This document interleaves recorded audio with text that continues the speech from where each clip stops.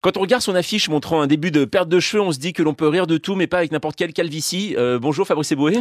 Bonjour, le terme technique c'est l'alopécie. L'alopécie, Tout voilà, à fait. il faut être précis dans cette chronique. Alors vous revenez sur scène avec votre nouveau spectacle intitulé Plus rien à perdre, c'est au Théâtre de la Renaissance à Paris.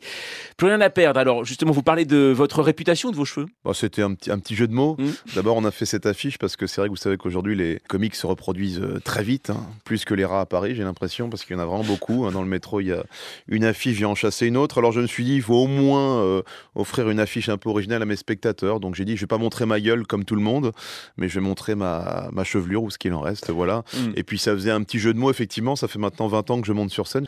La date est précise puisque j'avais démarré, je m'en souviens très bien, pendant les festivités de la Coupe du Monde 98. Je D'accord. commençais mes premières petites scènes ouvertes, comme on dit, sur Paris. Et 20 ans plus tard, c'est le premier spectacle où il m'aura peut-être fallu 20 ans pour arriver totalement décontracté. Quand je dis Ah oui, plus c'est rien à vrai, perdre, c'est que je n'ai plus de pression quand je monte sur scène. Alors peut-être parce que depuis maintenant, j'ai eu un certain accès aux rêves que j'avais il y a 20 ans. Je suis devenu papa entre-temps. Je suis aujourd'hui peut-être plus libre et donc plus léger du coup sur scène. Mais 20 ans, le chiffre paraît étonnant, non, enfin, je sais pas, est-ce que ça vous inquiète, ça vous angoisse ou c'est vrai que par rapport au parcours, il y a 20 ans, vous étiez où? Vous disiez en 98, Coupe du Monde, c'était quoi cette première scène? C'était un petit lieu dans le 11e arrondissement qui s'appelait le Centre 6.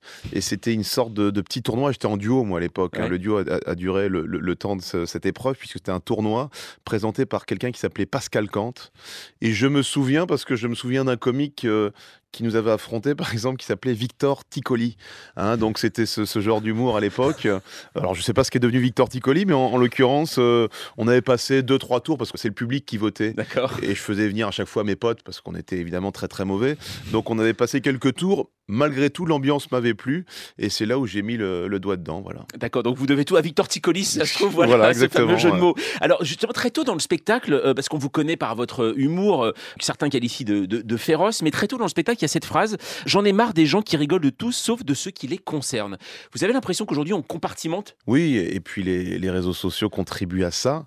Le communautarisme qui est entretenu beaucoup aujourd'hui d'ailleurs par les réseaux sociaux, y contribue aussi. Parfois, il y a des gens qui sont choqués uniquement par ce qui les concerne, et puis quand c'est les autres, finalement, on peut en rire. Donc je trouve que c'est très dommageable. Et comme je dis, soit on rit de tout, soit on rit de rien, parce que si on commence à s'arrêter aux susceptibilités, aux sensibilités de chacun, on fait plus grand-chose en fait. Et c'est pour ça que quand je dis je ris de tout dans ce spectacle, mais je commence par moi-même. Et c'est pour ça aussi qu'il y a cette grande calvitie affichée partout dans Paris. Vous êtes devenu, vous en parlez à un moment, un personnage aussi médiatique. Qu'est-ce que ça vous fait d'être un personnage médiatique? J'en ris, j'en ai fait une petite saillie dans le spectacle, c'est-à-dire qu'effectivement, chaque fois que maintenant qu'il y a quelque chose qui concerne les Noirs en France, j'ai toujours un appel, soit de la personne qui gère ma presse, soit d'un journaliste direct qui me dit qu'est-ce que vous pensez, par exemple, de l'histoire de Griezmann, de son déguisement, etc.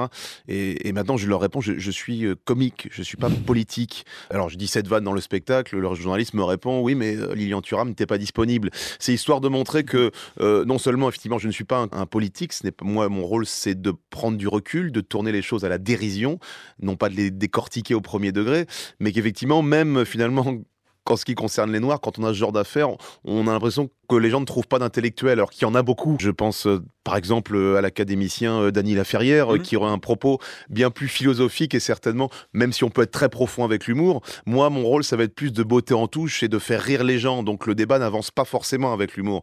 Vous parlez dans votre spectacle, à propos de médiatisation, vous parlez d'un buzz que vous avez eu avec la journée sans voiture, Anne Hidalgo, on sait, Ouais, vous ouais. vous êtes répondu. Ça vous a plu aussi d'être au cœur d'un buzz? Ça fait quoi d'être au cœur d'un buzz? Non, ça ne nous plaît pas.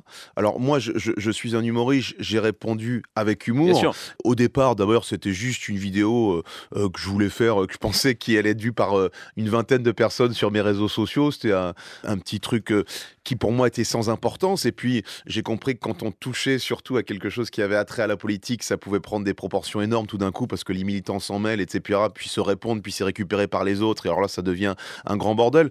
Moi, c'est génial parce que toute polémique devient de la matière à sketch et donc de l'inspiration. Donc c'est intéressant. Mais on sait très bien qu'il y a certains artistes qui ne survivent pas après certaines polémiques. Hein. Ça peut être très violent.